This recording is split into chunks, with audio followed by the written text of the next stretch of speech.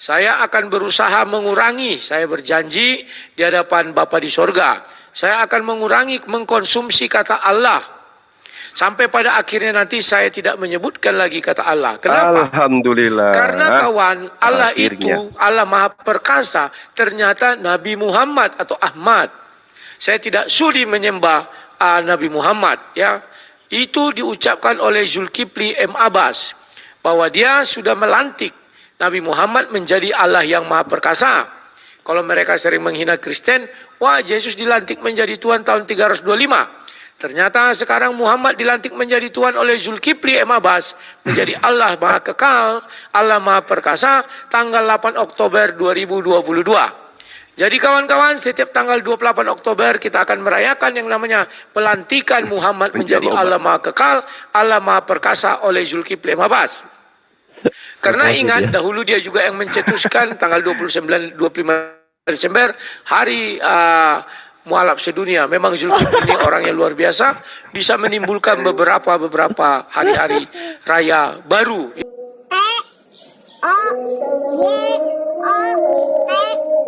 Dibaca? Mobil.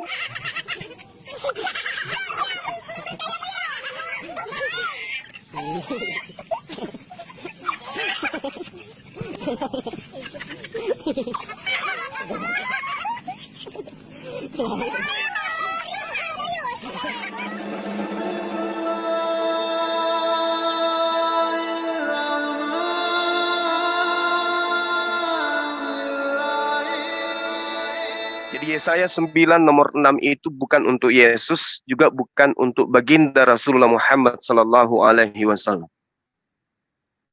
Kalau untuk Yesus beda. Kalau untuk baginda Rasulullah Muhammad sallallahu alaihi wasallam juga nubuatannya beda. Nubuatan untuk Yesus salah satunya adalah di Mazmur 91 nomor 1 sampai nomor 16. Itu tuntas dibahas di sana tentang Yesus. Kalau baginda Rasulullah Muhammad sallallahu alaihi wasallam itu dibahasnya banyak. Di Yesaya juga ada, kemudian di Ulangan juga ada. Banyak poin-poin di mana apa yang diterangkan oleh Al-Quran itu jelas terpapar di dalam kitabnya teman-teman Yahudi, yang kemudian diterjemahkan ke dalam Septuaginta, lalu kemudian mereka jadikan sebagai kitab di dalam agama mereka. Nah, satu hal sebagai pengantar dari saya. Kalau dikatakan yang berhak menggunakan apa yang menjadi acuan di dalam kehidupan teman Kristen, yaitu Perjanjian Lama yang adalah kitabnya Bani Israel, sebenarnya kalau bicara mengenai hak ataupun bukan, umat Islam itu lebih berhak.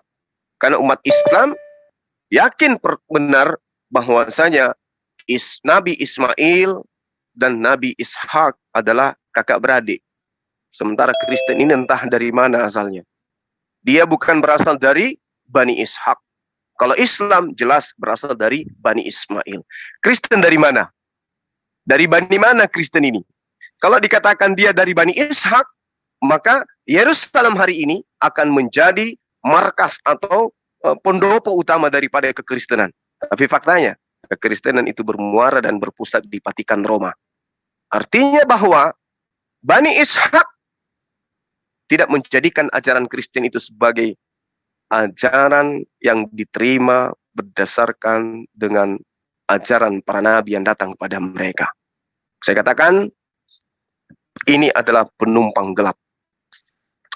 Oke, para sahabat yang dimuliakan oleh Allah, kita masuk ke pembahasan Yesaya 9 nomor 6. Mungkin ini sengaja saya akan buat agak lama ya.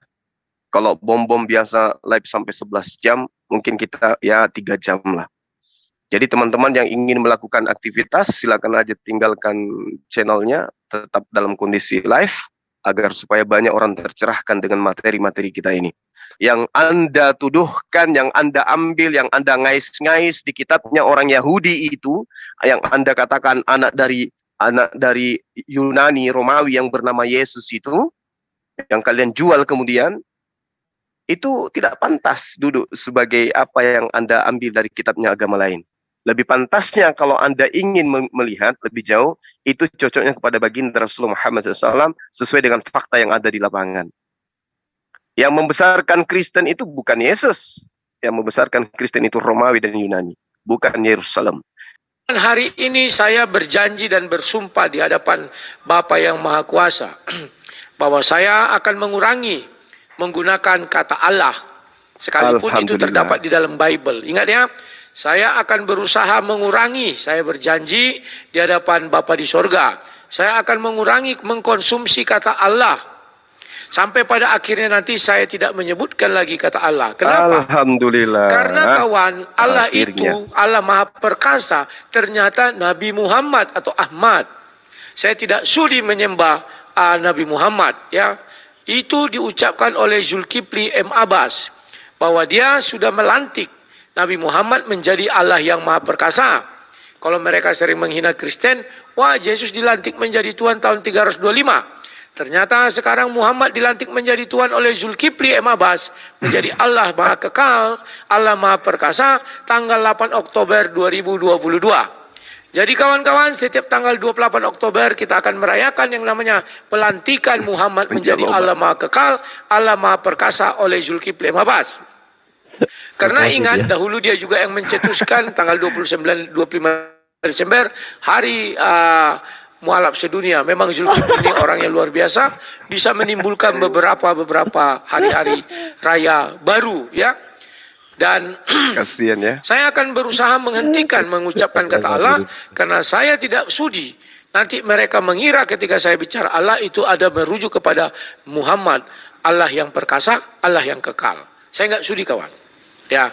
Nah, dasar Zulkifli M. Abbas mengatakan Muhammad itu adalah Allah yang kekal, Allah yang perkasa, kita sudah tahu. Pertama-tama, dia mengambil dari Yesaya 9 itu ya. Sebentar saya bukakan dulu. Ayatnya yang ke-6. Nah ini. Zulkifli M. Abbas mulai membuka firman Allah yang ada di dalam Yesaya 9. Ayatnya yang ke-5 ini ya, kalau kalian bisa lihat di layar sudah ada, itu ayatnya yang ke-5 ya.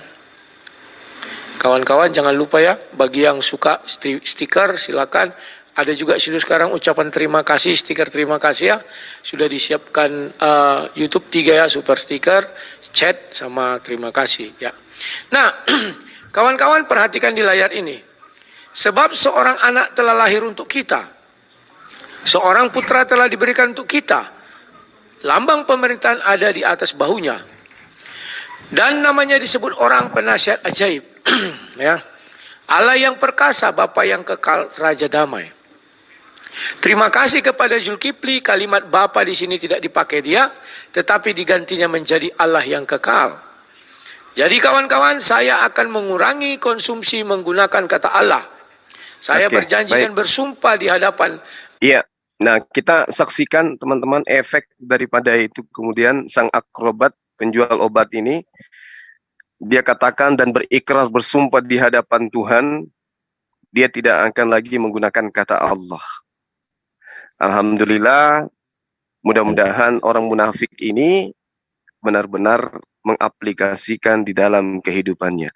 Hanya saja saya tonton video beliau, dia mengucapkan ini, tapi selanjutnya masih juga menggunakan kata Allah. Pendusta dan pembohong dan penyesat. Baik, teman-teman sekalian, kita masuk dalam pembahasan di mana apa yang diterangkan ini oleh si sang akrobat penjual cendol. Dia katakan bahwa ini untuk Yesus. Kita lihat tipuan-tipuan mereka ya. Di dalam Yesaya 9 nomor 6. Di situ sangat jelas dikatakan keyilet yulat lanu benin tak lanu. Jadi ini berbicara mengenai hal yang sudah terjadi pada masa lampau. Sebelum Yesus itu lahir, anak yang dimaksud itu sudah lahir. Sebab seorang anak telah lahir untuk kita, seorang putra telah diberikan untuk kita, lambang pemerintahan ada di bahunya, dan namanya disebut orang penasihat ajaib, Allah yang perkasa, Bapa yang kekal, Raja damai. Nah, ini ditujukan kepada Yesus. Padahal kalau kita melihat lambang pemerintahan ada di bahunya, coba kita tanya, pemerintahan apa yang dipimpin oleh Yesus sampai di bahunya itu ada lambang pemerintahan? Ini pembodohan namanya. Nah, kalau dipaksakan, di awal saya sudah mengatakan ini bukan untuk Rasulullah. Kenapa? Karena ini bukan nubuatan. Kalau umat Islam ikut-ikutan menggunakan data ini untuk menunjukkan bahwa Rasul Muhammad SAW itu yang diceritakan di Yesaya 96 itu adalah merupakan bualan. Tapi kalau untuk menyanggah mereka yang omong kosong ini, bahwa lambang pemerintahan ada di atas bahunya, namanya disebut penasihat ajaib, lalu kemudian dikatakan Tuhan yang perkasa, Bapa yang kekal, Raja damai, dan seterusnya, itu ditujukan kepada Yesus, itu sangat tidak pantas. Kalau fakta kita lihat di lapangan, lebih pantas ditujukan kepada Rasulullah Muhammad SAW. Tapi umat Islam itu tidak mengatakan bahwasanya Allah sama dengan Rasulullah Muhammad SAW, atau Rasulullah Muhammad SAW sama dengan Allah. Yang ada adalah Rasulullah Muhammad SAW tidak melisankan sedikit pun di dalam mulutnya selain daripada apa yang diterima dari Roh Kudus, yaitu kalamullah, firman Allah. Mari kita urai pelan-pelan. Kalau di dalam kitabnya teman Kristen, ya, versi bahasa Inggris, antara penerbit satu dengan penerbit yang lainnya itu, yang lebih tua dari terjemahan yang ada di Indonesia itu cakar-cakaran, teman-teman. Ada yang mengatakan akan lahir. Ada juga yang mengatakan telah lahir. Jadi jelas sekali mereka ini harusnya membuat konsili dulu untuk menetapkan terjemahan yang benar itu seperti apa. Ketika mereka mengklaim ayat ini merujuk kepada Yesus dengan mengatakan Mesia adalah Tuhan, ya mereka juga harus melakukan konsili dulu untuk menentukan apakah akan lahir atau telah lahir. Jangan asal nyeblak kitabnya orang. Ini kan kitabnya Yahudi. Kitabnya Yahudi ini berusia kurang lebih 1000 tahun, baru muncul kemudian perjanjian baru. Jadi kitabnya orang terlebih dahulu 1000 tahun lebih, baru mereka ambil terjemahannya, dia tempelkan di dalam kitabnya untuk mendudukkan anak Maria menjadi Mesias, menjadi Tuhan yang mereka sangkakan di dalam Yesaya 9 nomor 6. Nah, muncul pertanyaan. Apakah di Mesias 9 ini memang berbicara mengenai di Yesaya 9 ini memang berbicara mengenai Mesia, ataukah hanya berbicara mengenai pengakuan teman-teman Kristen bahwa itu berbicara mengenai Yesus? Itu dulu. Apakah benar ini berbicara mengenai Mesia, di mana Mesia itu kita paham betul, orang-orang Yahudi tidak ada padanya Mesia itu adalah Tuhan yang datang dalam rupa manusia. Orang Yahudi memahami Mesia itu adalah seorang raja, seorang pemimpin yang mampu membebaskan mereka dari masalah politik, tekanan-tekanan penguasa dan seterusnya. Banyak kita kenal bagaimana Kores disebut Mesias, Daud mereka sebut Mesias, Elisa mereka sebut Mesias, Harun juga Mesias, Elisa juga Mesias, Salomo juga Mesias. Saul disebut Mesias, 1 Samuel 10 nomor 1. Harun disebut Mesias, Imamat 8 nomor 12. Elisa, 1 Raja-Raja 19 nomor 6. Dan juga Salomo, 1 Raja-Raja 1:39 juga disebut Mesias. Berarti bagi Yahudi Mesias itu manusia, bukan Hasem, bukan Tuhan yang datang dalam rupa manusia, lalu kemudian disandangkan dengan gelar Tuhan perkasa, Raja damai, dan seterusnya. Akal-akalan EDW.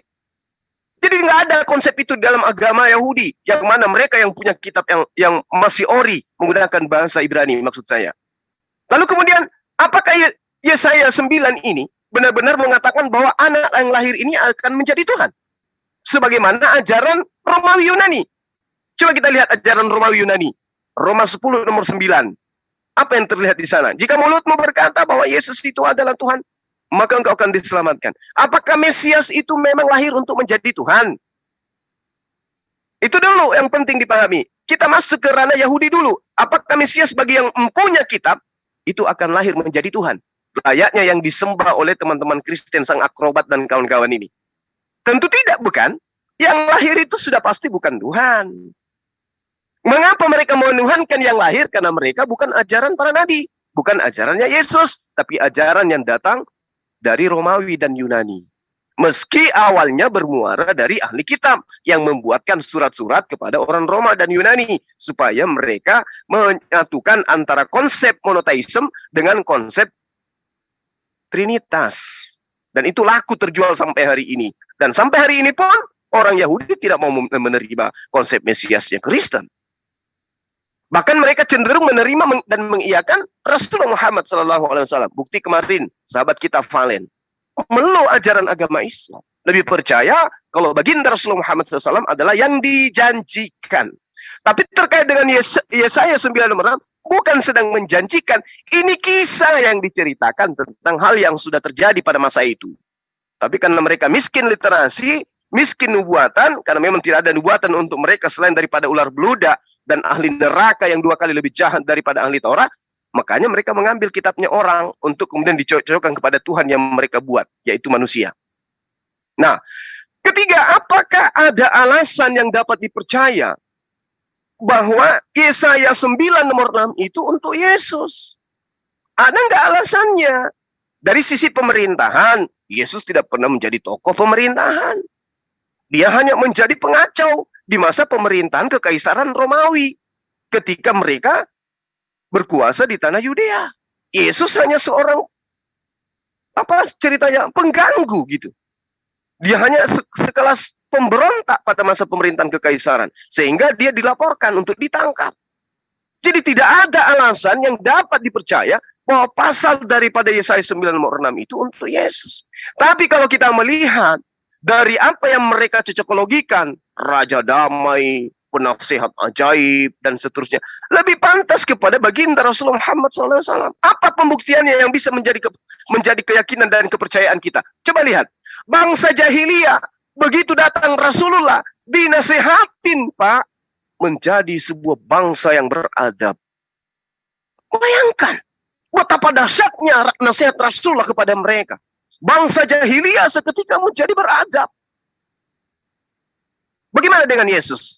Menasehati satu manusia bernama Yudas aja tidak sanggup. Bagaimana mau dikatakan penasehat ajaib? Lucu itu ya, teman-teman. Jadi dari sini aja kita bisa melihat bahwasanya cocokologi yang mereka ambil dari agama orang, ya, lalu kemudian dia nobatkan kepada agama mereka, itu adalah suatu kebohongan yang nyata. Lalu kemudian yang perlu ditelaah lebih jauh, karena kita juga ini belajar, Bang Suma juga ini belajar. Bukannya karena saya bukan sarjana teologi, lantas saya tidak belajar. Saya pun tahu, saya belajar, saya mengkritisi, saya menelaah. Karena itu ajaran agama saya. Segala sesuatunya harus ikra, baca. Jika engkau ingin dunia, maka engkau harus belajar. Kau ingin akhirat, maka harus belajar. Ingin kedua-duanya, kuncinya harus belajar. Kita pahami, kitab Yesaya, penulis daripada kitab Yesaya, itu hidup diperkirakan 700 tahun sebelum adanya Yesus. Sebelum adanya Yesus, Yesaya lebih dulu menulis kurang lebih 700 tahun. Apakah Yesaya membicarakan seseorang yang akan lahir pada masa yang akan datang? Pada masa 700 akan datang? Tidak. Tidak sama sekali. Apakah pasal 9 daripada Yesaya 9 ini, nomor 6 ini, menceritakan tentang manusia akan lahir tahun 700-an kemudian? Tidak. Di ayat ini jelas dikatakan telah lahir yulad dalam bahasa Ibrani. Artinya sesuatu yang telah terjadi. Yesaya 9 nomor 6, sebab seorang anak telah lahir yulad untuk kita, berarti sudah terjadi. Bagaimana mungkin kemudian sesuatu yang sudah terjadi baru akan terjadi 700 tahun kemudian?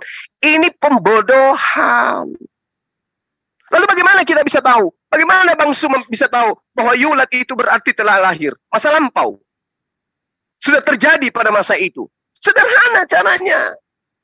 Lihat saja teman-teman, setiap ada perkataan yang terdiri dari huruf yod, lat, dalet di dalam bahasa Ibrani, kitabnya teman-teman Yahudi, maka pasti itu bercerita tentang masa lampau. Contoh, misalnya kita ambil di dalam Kejadian 4 nomor 26.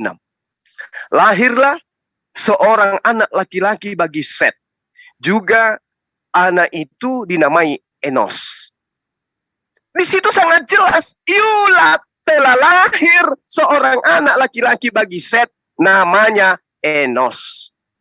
Itu Kejadian 4 nomor 26. Ini bom-bom harus nonton video ini, konten ini. Harus wajib hukumnya.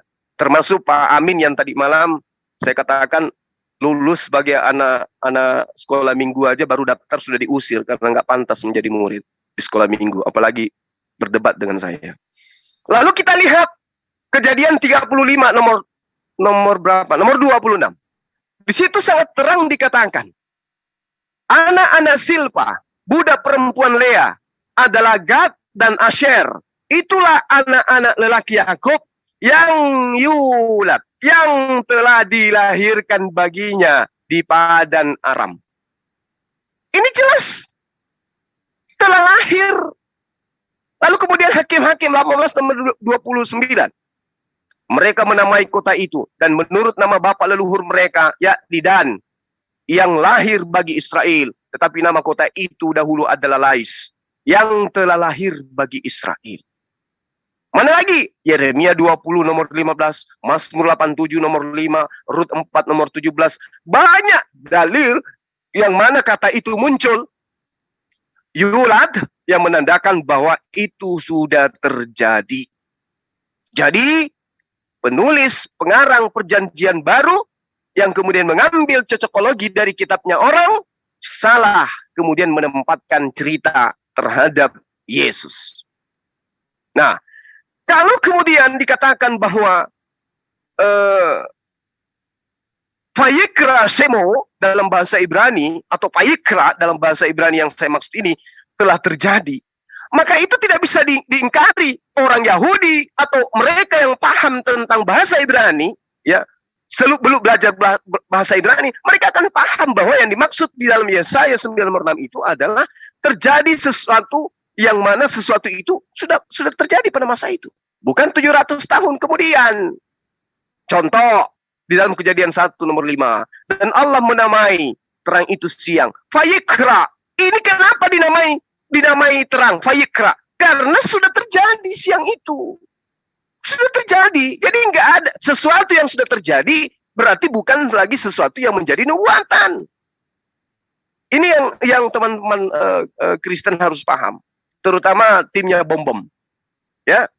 Lalu kemudian, kalau saya ditanya nih, sebagai seorang apologet, sebagai muslim, saya ditanya, Bang Sumat, jadi menurut abang tadi mengatakan itu bukan untuk Yesus, dan juga bukan untuk baginda Rasulullah Muhammad SAW. Lalu untuk siapa? Ya mungkin untuk Bom-Bom. Karena Bom-Bom, Rudi, Amin, siapa lagi, Abdon, terus beberapa teman yang kita sering dialog itu, dia lebih paham tentang apa yang Tuhannya mereka konsepkan di kitab mereka daripada Tuhan itu sendiri dalam konsep agama kitab mereka. Gitu. Lucu. Nah sekarang siapa anak itu sebenarnya? Mari kita lihat.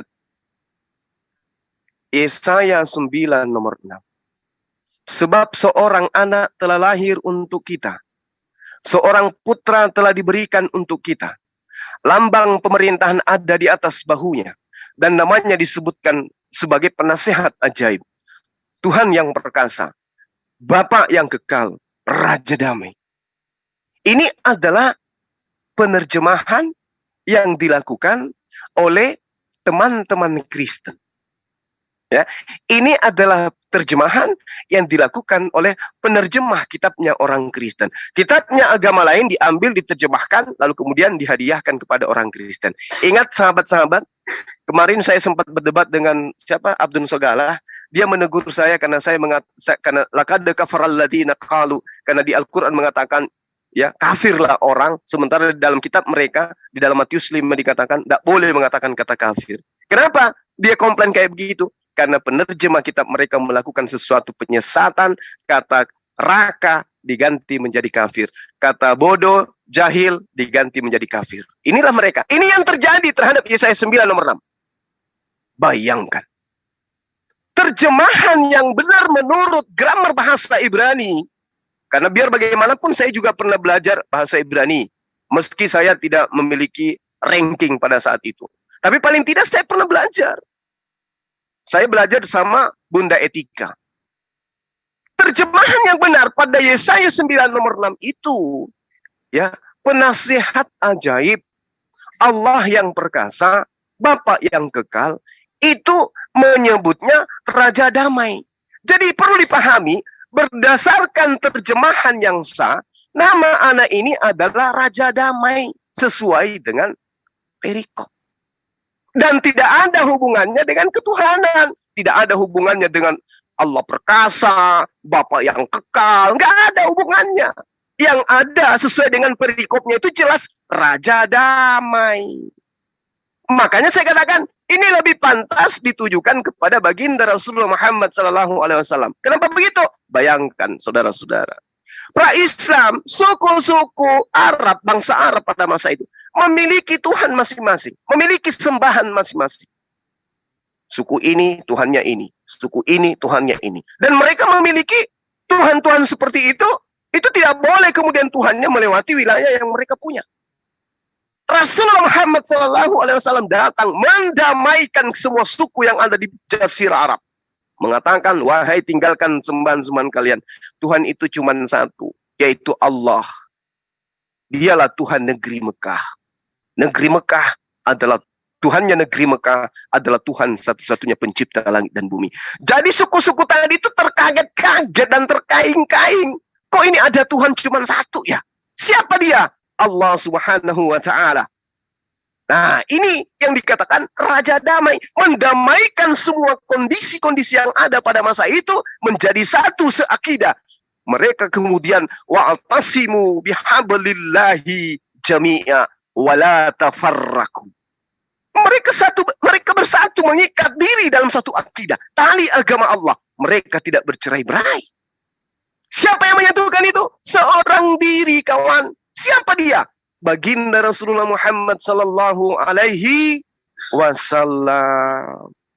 Subhanallah. Jadi kalau mereka memaksakan mencuri, mengambil kitabnya agama lain, mendudukkan untuk Yesus, kita tertawa. Kenapa? Itu bukan untuk Yesus. Dan kalau mereka paksakan, raja yang dimaksud itu adalah lebih pantas baginda Rasulullah Muhammad sallallahu alaihi wasallam. Kenapa? Kerajaannya sudah 1400 tahun. Sampai hari ini masih berdiri dengan gagahnya, masih berdiri dengan kokohnya. Kerajaan Daud berapa tahun rupanya? Kerajaan Salomo berapa tahun rupanya? Baginda Rasulullah Muhammad sallallahu alaihi wasallam sampai hari ini kerajaannya berdiri dengan kokoh. Tak ada satu kekuatan di atas muka bumi ini pun yang bisa meruntuhkannya. Subhanallah. Makanya dikatakan dalam Kejadian 49, tongkat kerajaan Yehuda tidak akan berpindah sebelum dia yang berhak datang, yaitu dia yang mampu menegakkan hukum-hukum Tuhan kepada bangsa-bangsa. Mahua, siapa dia? Apakah Yesus? No, bukan. Tak lain dan tak bukan adalah baginda Rasulullah Muhammad sallallahu alaihi wasallam. Jadi kalau dipaksakan hal yang sudah terjadi dianggap nubuatan, maka lebih pantas baginda Rasulullah Muhammad sallallahu alaihi wasallam diimani sebagai Raja Damai itu. Tidak masalah dia mau pelintirkan kerjanya, memang mereka itu raja framing, raja pelintir, tidak masalah. Tidak masalah. Jadi terjemahan yang mereka lakukan dengan menyebutkan namanya disebut penasihat ajaib, Allah yang perkasa, Bapa yang kekal, Raja Damai, dan seterusnya. Saya katakan begini, meskipun semua gelar ditujukan kepada anak itu untuk digunakan kepadanya, tidak akan mampu membuktikan bahwa anak itu adalah Tuhan. Sekali lagi saya katakan, meski semua gelar yang tertinggi di atas muka bumi ini dari seluruh bahasa di bumi dikumpulkan, ditujukan kepada anak tersebut, tidak akan menjadikan anak itu menjadi Tuhan.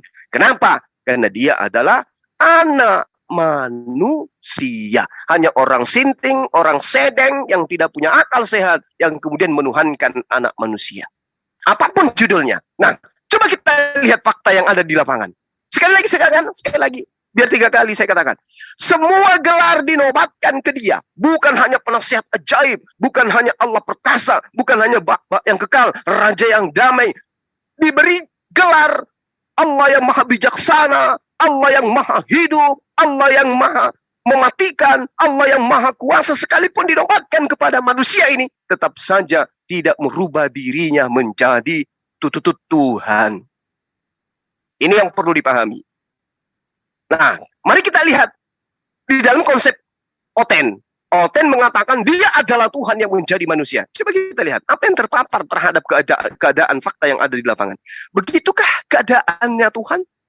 Dilahirkan di kandang binatang, dinetein, disusuin, diceboin, disuapin, dicelanain, dibajuin, dimandiin. Kemudian apa lagi? Dijagain. Apalagi? Ditidurkan. Apalagi? Semua kelemahan-kelemahan terpatri kepada dirinya. Seperti itukah Tuhan yang ditunggu oleh orang Yahudi? Subhanallah, Masya Allah, astagfirullahaladzim. Jadi kesalahan fatal yang dilakukan oleh Rudy in the gang adalah berasumsi bahwa jika seorang mempunyai nama yang mengandung makna Tuhan di dalamnya, orang itu pasti Tuhan. Itu adalah asumsi konyol. Itu adalah asumsi konyol. Kenapa? Nabi Ismail punya nama yang hikmatnya merujuk kepada sifat Tuhan. El, Tuhan, Ismail, suara didengarkan, namanya didengarkan. Ismail didengarkan oleh Tuhan atau Tuhan Maha mendengar. Apakah Ismail kemudian Tuhan? Tidak. Jadi kalau dikatakan bahwa anak itu adalah penasihat ajaib, raja damai, bukan berarti dia Tuhan, sehingga harus ada kitab yang baru dibuat bahwa anak yang dijanjikan dalam Yesaya itu adalah yang dilahirkan di kandang binatang dan itu adalah Tuhan. Memalukan, konyol. Konyol dan memalukan. Mari kita buktikan. Kalau dikatakan bahwasanya nama yang dinobatkan ada sifat ketuhanan padanya itu pasti merujuk kepada Tuhan meskipun dia manusia, faktanya adalah satu kekonyolan dan adalah satu kebeloonan yang nyata di depan kita. Mari kita lihat apa yang tertoreh di dalam Kejadian 33 nomor 20. Ia mendirikan mesbah di situ. Mesbah itu dinamainya dengan El Elohe Israel. Pahami, Yakub mendirikan mesbah. Dan nama apa yang diberikan oleh Yakub terhadap mesbah itu adalah El Elohe Israel. Apa artinya El Elohe Israel? Tuhan yang Maha Kuasa. Apakah kemudian mesbah itu adalah Tuhan? Inilah kekonyolan orang-orang yang beragama hanya berdasar terhadap buku terjemah yang ditulis oleh orang yang mereka tidak kenal. Namanya pun mereka tidak kenal dari mana orang-orang ini menulis data-data yang ada di kitab mereka. Coba tanya, Lukas menulis dari mana asalnya? Dari saksi. Coba sebutkan satu saksi yang siapa namanya. Bingung sampai lidahnya terjulur sampai ke lantai, tak akan bisa mampu mereka jawab. El Elohe Israel ditujukan kepada sebuah mesbah yang didirikan oleh Yakub. Tuhan yang Maha Kuasa. Kalau mereka hidup pada masa itu, maka mesbah itu akan mereka tuhankan. Kenapa? Karena disebut dia raja ajaib, raja perkasa, raja damai, Eloh yang kekal. Dianggap Tuhan padahal fakta di lapangan. Bayi lahir di kandang binatang dikiranya Tuhan hanya karena dinobatkan sebagai raja perkasa.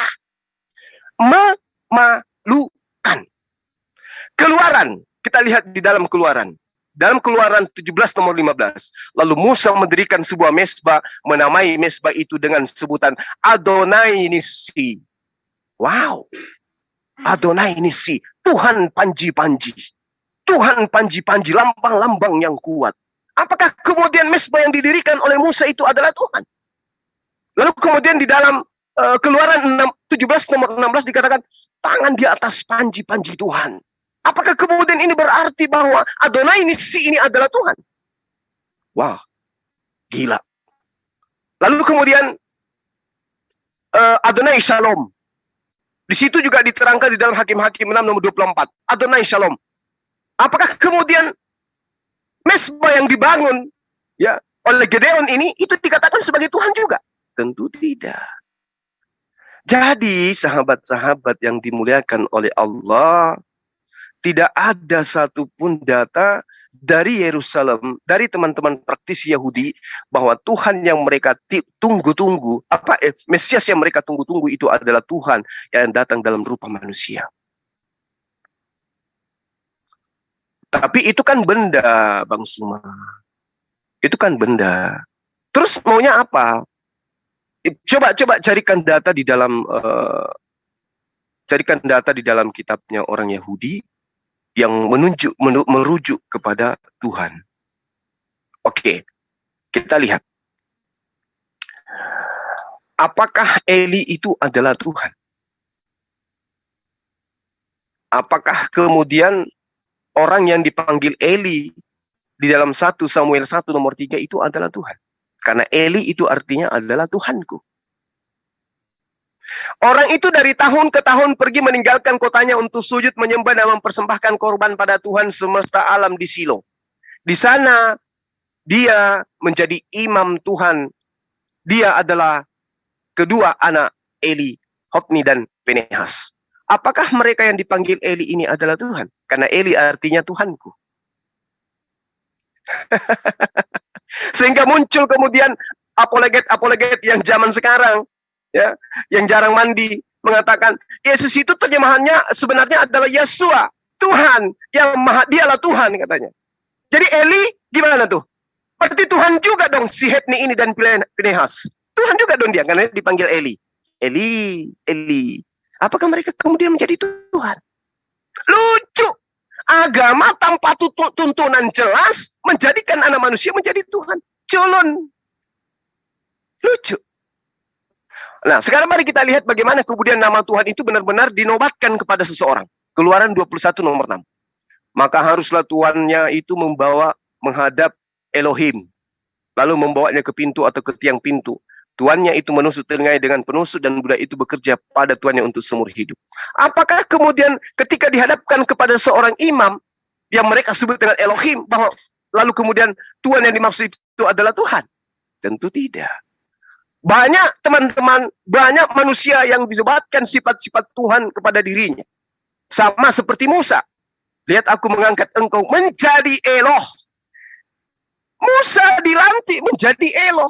Menjadi Elohim. Coba. Dan Harun menjadi nabi. Tapi apakah kemudian Bani Israel menyembah Musa? Tidak.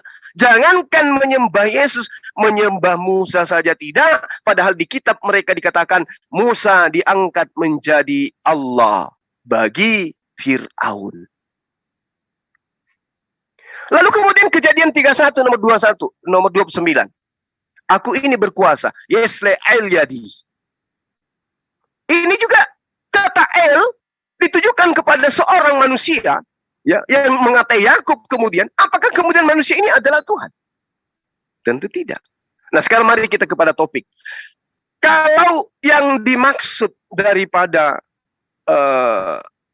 anak yang dilahirkan itu, yang telah dilahirkan, kita ngambil nama dari tokoh besar yang kemudian dinobatkan oleh orang-orang Yahudi sampai hari ini sebagai raja perkasa. Siapa dia? Hezkia. Ya, Hezkia. Hezkia ini di dalam bahasa Ibrani Hizkiyahu, kalau nggak keliru saya ya. Itu pernah juga saya belajar tentang itu. Itu artinya adalah Eloh yang perkasa. Jadi nama Hizkia artinya adalah Tuhan yang perkasa. Apakah berarti Hizkia itu adalah Tuhan? Tentu tidak. Tidak ada orang Yahudi yang mengetahui Hizkia itu yang mengetahui bahwa Hizkia karena arti Hizkia itu adalah Tuhan yang perkasa, maka mereka menyembah Hizkia. Tidak ada. Lalu siapa anak yang dibicarakan di dalam Yesaya 9 nomor 6 ini? Siapa anak yang dimaksud rupanya? Untuk memahami ini, teman-teman, orang terpelajar kudu wajib memulai dari nomor 1 dari bab 9 kitab Yesaya ini. Coba kita lihat di nomor 1-nya. Bangsa yang berjalan di dalam kegelapan melihat terang yang besar. Mereka yang diam di negeri kekelaman, atasnya terang bersinar. Nomor 2, engkau telah menimbulkan banyak sorak-sorak dan sukacita yang besar. Mereka telah bersukacita di hadapanmu, seperti sukacita di waktu panen, seperti orang yang bersorak-sorak di waktu membagi-bagi jarahan. Nomor 3, sebab kuk yang menekannya dan gandar yang di atas bahunya, serta tongkat si penindas telah kau patahkan seperti pada hari kekalahan Median. Apakah kemudian yang sedang dibicarakan data-data ini, itu berbicara mengenai tentang Tuhan. Berbicara tentang lahirnya Tuhan. Coba kita lihat di dalam Hakim-Hakim 6 nomor 8. Bagaimana kemudian Gideon yang diterangkan di dalam Yesaya 9 nomor 3 ini, itu dikatakan, sebab kuk yang menekannya dan gandar yang di atas bahunya serta tongkat si penindas telah kau patahkan seperti pada hari kekalahan Median. Berbicara mengenai kekalahan Median, kita lihat di dalam Hakim-Hakim 6 nomor 8. Gideon jelas di sana mengalahkan bangsa Median. Hakim-Hakim di situ sangat terang dikatakan Israel telah membuat kekejian di mata Tuhan sehingga mereka bangsa Israel diserahkan kepada bangsa Median selama 7 tahun. Di sini penulis kitab Yesaya menggambarkan kekuatan dan bantuan Tuhan kepada bangsa Israel yang melawan bangsa Median melalui Gideon. Ini fakta yang ada di dalam kitabnya Bani Israel. Jadi yang terpapar terbukti sebagai raja perkasa, raja damai itu adalah Hezekia. Kenapa dia mampu mengalahkan bangsa Asyur? Sementara Yesus mampu mengalahkan apa? Kalau dibilang Rasul Muhammad SAW mengalahkan dan mengalahkan dan mengalahkan, beliau adalah jenderal lapangan yang senantiasa memimpin peperangan dan selalu saja menang. Berarti Hezekia mengalahkan bangsa Asyur, 2 Raja-Raja pasal 18 sampai pasal 19, dan juga di 2 Raja-Raja 18 nomor 13, itu sangat jelas bahwa yang dikatakan Yesaya 96 itu adalah benar-benar pemimpin kerajaan, pemimpin pemerintahan, yang mana di bahunya ada pemerintahan, betul-betul pemerintahan. Bukan hanya tuyul, tukang tahayul. Jadi dalam tahun di mana Hezekia memimpin, Hezekia ini, Raja Hezekia ini, itu jelas dia menyerang segala kota, yang mana kota ini berkubu di negeri Yehuda, lalu kemudian dia menang. Hezekia menang, Hezekia merebut kota-kota itu. Ini yang diceritakan dalam kitabnya orang Yahudi. Makanya sampai mulutnya orang Oten Robe membahas tentang Yesus Raja Damai, Yesus perkasa, dia adalah anak yang dijanjikan. Orang Yahudi cuman garuk-garuk kepala sambil tertawa, menganggap orang gila yang bicara. Apa pembuktiannya? Lihat Talmud. Bagaimana mereka diceritakan di dalamnya. Jadi Talmud itu ada benarnya juga. Ada benarnya. Dalam arti kata, apa yang diceritakan di Talmud terbukti dari kenyataan yang ada di lapangan. Itu ada benarnya juga. Mereka adalah orang-orang yang tidak menggunakan akal. 2 Raja-Raja 19 nomor 20. Lalu Yesaya bin Amos menyuruh orang kepada Hezekia mengatakan, beginilah firman Tuhan. Elo Israel, apa yang telah kau doakan kepadaku mengenai Senherib, Raja Asyur, telah kudengarkan. Berarti raja yang dimaksud itu adalah Hizkia. 2 Raja-Raja 19 nomor 29 sampai nomor 30. Dan inilah yang akan menjadi tanda bagimu, hai Hizkia. Dalam tahun ini orang makan apa yang tumbuh sendiri. Dan dalam tahun yang kedua, apa yang tumbuh dari tanaman yang pertama. Tetapi dalam tahun yang ketiga, menaburlah kamu, menuailah kamu, membuat kebun anggurlah kamu, dan memakan buahnya.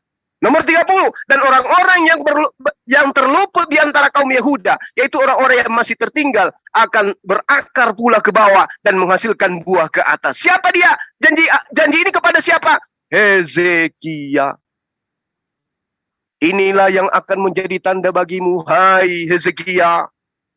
Bukan dikatakan, inilah tanda yang akan menjadi bagimu, wahai Yesus. Mimpi lu pade. Cuci muka lu pade. Pakai air, tapi jangan pakai ketuban kuda, cuci mukanya. Supaya otak kalian itu terpakai dengan baik. 2 Raja-Raja 19:32 nomor 36. Sebab itu beginilah firman Tuhan mengenai Raja Asyur. Ia tidak akan masuk ke kota itu dan tidak akan menembakkan panahnya ke sana. Juga ia tidak akan mendatanginya dengan perisai dan tidak akan menimbun tanah menjadi tembok untuk mengepungnya. Melalui jalan dari mana ia datang, ia akan pulang. Tetapi kota ini, ia tidak akan masuk, demikian firman Tuhan. Dan aku akan memagari kota ini untuk menyelamatkannya oleh karena aku dan oleh karena Daud hambaku. Maka pada malam ini keluarlah malaikat Tuhan. Lalu dibunuhnyalah 185.000 orang di dalam perkemahan Asyur. Keesokan harinya, pagi-pagi nampaklah semua bangkai orang-orang yang mati belaka. Sebab itu berangkatlah Senherib Raja Asyur dan pulang, lalu tinggallah ia di Nemir. Ini jelas. Yesaya bab 9 menceritakan keadaan yang buruk atas bangsa Israel pada masa lampau. Di dalam kegelapan, persekusi yang hebat. Tapi kemudian Allah Subhanahu wa Ta'ala menolong bangsa Israel melalui siapa? Melalui Raja Damai. Kenapa disebut Raja Damai? Karena dia yang membawa kedamaian bagi bangsa Israel. Siapa yang membawa kedamaian dari bangsa Israel dari penindasan ini? Apakah Yesus? Hai, bangun. Apakah Yesus? Bangun. Apakah Yesus yang telah kemudian berangkat Raja Asyur dan pulang meninggalkan negeri Israel? Apakah Yesus yang memimpin pasukan perang sehingga Israel menjadi damai pada masa itu? Hai, bangun. Jangan kelamaan tidur. Jangan kebanyakan makan babi kau. Supaya kau sadar. Anak yang telah lahir itu adalah Hezekia. Bukan Yesus. Yesaya jelas mengatakan kemenangan yang sama pada masa Median. Itu bukan Yesus. Apa yang terjadi pada masa Median? Apakah Yesus sudah ada di sana? Tidak. Bangsa Israel akan dimusnahkan oleh bangsa Median. Tetapi dengan mujizat Tuhan, hanya dengan 300 laki-laki, Gedeon berhasil membunuh 120.000 orang Midian hampir dalam waktu semalam. Apakah itu Yesus pelakunya? Tuyul. Jadi Yesaya ini, teman-teman, adalah cerita yang menceritakan hal yang terjadi pada kemenangan orang-orang Israel terhadap siapa? Median. Dan seterusnya. Jadi yang terjadi pada masa Median itu adalah cerita Raja Hezekia kepada kita, orang belakangan ini, yang mana Allah kemudian memberikan kepadanya kekuatan untuk melawan Asyur. Apa yang terjadi? Mukjizat yang hebat. Semalaman Raja Hezekia kemudian 185.000 maksud saya. Sorry ya, kalau salah berarti kitabnya teman-teman seberang yang salah menuliskan. Semalaman Hezekia memusnahkan, menghancurkan 185.000 pasukan daripada Asyur. Gila enggak nih Hezekia? Gila. Raja perkasa enggak dia? Perkasa, bos. Yesus gimana? Hei, Yesus gimana? Jadi sedih saya kayak begini. Yesus itu pernah membebaskan orang Israel dari mana rupanya? Kok bisa dia dikatakan Raja Damai? Kalau baginda Rasulullah Muhammad SAW menghapus semua sistem perbudakan di tanah Arab, menghapus semua pengajaran pagan di tanah Arab, menghapus semua perbedaan suku-suku di antara bangsa Arab, dia adalah Raja Damai. Sama seperti Hezekia, sama seperti Gideon. Yesus dia raja di mana? Aku jadi merinding loh. Di mana Yesus itu pernah menjadi raja loh. Subhanallah. Ini kebenaran, Pak. Gak bisa ditawar-tawar, Pak. Makanya mereka ini kelonjotan kejang-kejang, Pak. Yesaya 9 nomor 6. Besar kekuasaannya. Damai sejahtera tidak akan berkesudahan di atas tahta Daud dan di dalam kerajaannya. Karena ia berdasarkan dan mengokohkannya dengan keadilan dan kebenaran dari sekarang sampai selama-lamanya. Kecemburuan Tuhan semesta alam akan melakukan hal ini. Ini fakta, Pak. Semalam saya telah mempermalukan Pak Amin Wijaya dengan menggunakan apa yang ada di dalam kitabnya orang Yahudi. Saya katakan, Yesusmu tidak akan bisa duduk di atas tahta Daud karena dia adalah keturunan Yoyakim. Makanya penyesat menghapuskan Yoyakim di dalam Matius 1 nomor 11. Coba kita lihat. Inilah silsilah Yesus. Yosia memperanakkan Yekonya. Tuyul. Yosia itu memperanakan Yoyakim. Yoyakim baru memperanakan Yekonya. Tuyul. Yoyakim dihapus namanya. Yosia memperanakan Yekonya. Apa iya seorang kakek memperanakan cucu? Dasar penipu. Hei, penipu kalian. Semakin Anda kejang-kejang akan kuhabisin semua materi-materi yang ada di dalam pengajaran-pengajaran kristologi. Camkan itu baik-baik. Kembali kepada tema. Besar kekuasaannya. Damai sejahtera tidak akan berkesudahan di atas tahta Daud. Dan di dalam kerajaannya. Karena ia mendasarkan dan mengokohkannya dengan keadilan dan kebenaran dari sekarang sampai selama-lamanya. Kapan-kapannya anak Maria bernama Yesus itu duduk di atas tahta Daud. Kemudian mengokohkan kerajaan Daud dengan keadilan dan kebenaran. Teng. Gak pernah, Om. Yesus permisi ya Om. Saya mau ke langit. Aku gak bisa jadi raja. Orang sekarang cerdas, bos. Gak bisa dibodoh-bodohin lagi. Jangan karena takut disunat, takut meninggalkan makan makanan babi, memperbodoh diri selama-lamanya. Jangan. Dengarkan kalian saudara-saudara yang masih open tapi masih mau menggunakan akal. Dengarkan konten ini.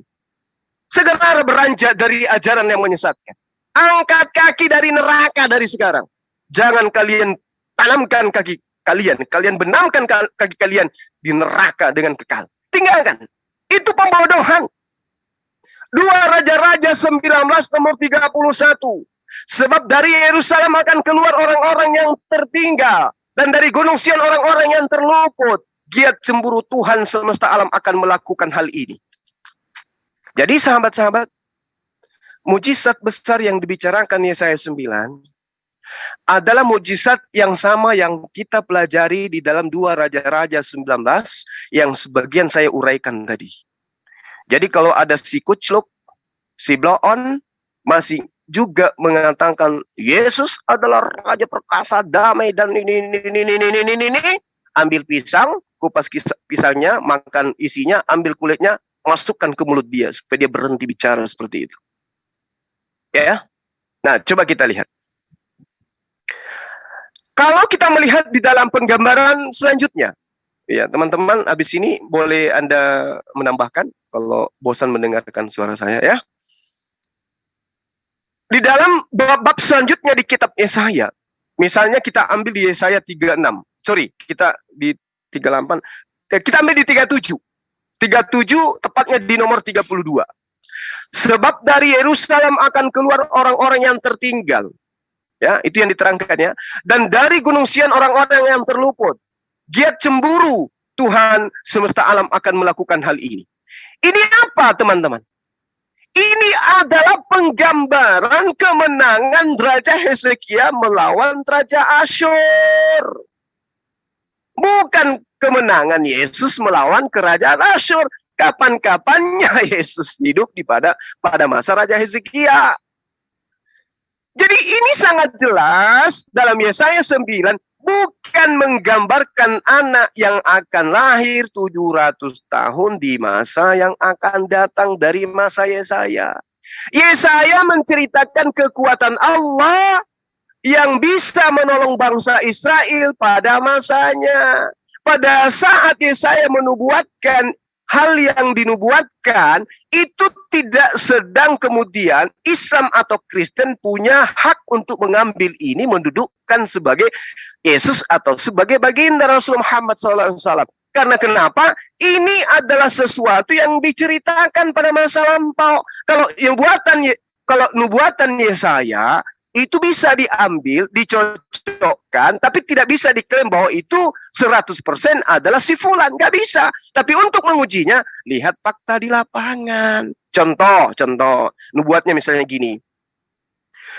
Di masa yang akan datang seorang laki-laki berbaju kuning, bersepatu merek Lea, berjalan dan membawa sebuah kitab, di mana di pundaknya ada tai lalat. Nah itu harus kita cari. Pada masa akan datang, ada tai lalatnya, ada baju kuningnya, menenteng sebuah kitab. Kita cari itu. Kalau yang datang kemudian pakai baju coklat, lalatnya di hidung sebesar bola kasti, lalu kemudian yang ditenteng itu tidak ada kitab, lalu dikatakan itu yang cocok dengan nubuatan tadi, itu namanya sedeng. Bagaimana dengan Yesaya yang membuatkan sesuatu, sebuah kitab termaterai? Misalnya di Yesaya 29 nomor 12. Kitab termaterai ketika diberikan kepada orang yang tidak mampu membaca, maka dia mengatakan, aku tidak bisa membaca. Dan kalau dikatakan kepada orang yang bisa membaca, dia mengatakan, aku tidak bisa membaca. Itu dicari, bos. Kepada siapa kitab itu diberikan? Siapa kitab termaterai itu yang bergelar profesor pun tidak bisa membaca kitab itu sekarang. Coba dari Oten yang bergelar profesor yang hebat-hebat ini, kasih Al-Quran, bisa nggak dia baca? Nggak bisa. Kenapa? Kitab ini sudah dinubuatkan termaterai. Oke? Paham ya? Itu baru nubuatan penggenapan yang benar. Tapi kalau Yesaya 9 nomor 6 ini dikatakan untuk Yesus, waduh, kalian ini ejakulasi dini setiap malam kayaknya. Sampai-sampai otak kalian stres, kalah di tempat tidur, maunya berperang di YouTube tapi kalah juga. Kayak mana itu rupanya Pak Bom dan Ami Wijaya dan siapa si akrobat najis aku sebut namanya. Lalu kemudian yang perlu dipahami di sini, teman-teman, kemenangan yang diraih oleh Raja Hezekia akan sama dengan kemenangan yang diraih oleh bangsa Israel pada masa Midian. Inilah yang dikatakan kejayaan pada masa itu. Sehingga orang Israel menunggu sosok Hezekia, menunggu sosok Gideon, menunggu sosok Daud, menunggu sosok Salomo. Bukan sosok yang ngambil keledainya orang nggak pulang sampai sekarang, bosku. Bukan itu yang ditunggu. Jadi kesimpulannya, sebelum saya serahkan kepada yang lain, Yesaya 9 nomor 6 tidak menubuatkan anak itu akan menjadi Tuhan. Meskipun anak ini mempunyai nama yang artinya Allah yang perkasa, Allah yang bijaksana, Allah yang maha damai, Allah dan Allah. Tapi tidak membuktikan bahwa anak itu adalah Tuhan. Anak yang dimaksud adalah Raja Hezekia. Semua petunjuk mengarah kepadanya, menggambarkan anak itu sudah lahir. Tapi Yesaya menubuatkan anak ini yang akan menyelamatkan bangsa Israel dari musuh yang kuat. Sama seperti masa-masa Midian, giat cemburu Tuhan semesta alam yang melakukan itu. Kemarahan Tuhan yang melakukan itu melalui tangan Raja Hezekia. Dan pada masa Yesus, tidak ada sedikit pun kemenangan untuk Israel yang dibawa oleh Yesus. Justru Israel bermohon kepada Romawi supaya dia ditangkap dan dibunuh.